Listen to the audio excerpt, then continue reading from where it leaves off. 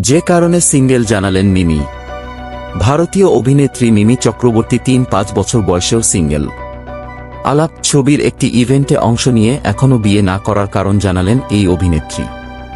তিনি বলেছেন, অভিনয়ের কারণে ছবির দৃশ্যে আমি অনেক মানুষকে মেরেছি, যে কারণে লোকে আমাকে মনে করে ব্যক্তিগত জীবনেও আমি মারকুটে। কিন্তু আমি আসলে ওরকম না, আমি রোমান্টিক একজন মানুষ। এসব কারণেই আমি আজও সিঙ্গেল। পাবলো মজুমদার ও অদিতি মিত্রর জীবনের গল্প নিয়ে আলাপ ছবি। ছবিতে মিমি ও আবির ছাড়াও রয়েছেন স্বস্তিকা দত্ত, কিঞ্জল নন্দা। ছবিতে স্বস্তিকার নাম হয়েছে স্বাতিলেখা সেন। আলাপ ছবির ট্রেলারে দেখা গেছে আবির চট্টোপাধ্যায় একটি এমএনসিতে কাজ করে কলকাতায় একাই থাকে।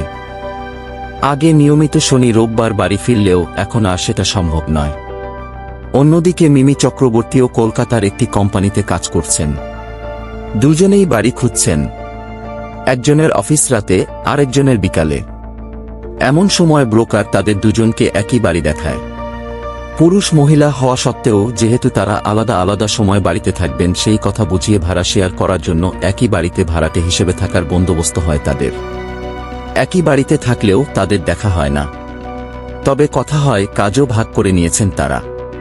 দুজনের কথা হয় ফ্রিজ বা অন্যত্র চিপকে রাখা চিরকুটের মাধ্যমে। দুজনের জীবনেই দুরকমের সমস্যা বর্তমান। দুজনেই প্রেম করে।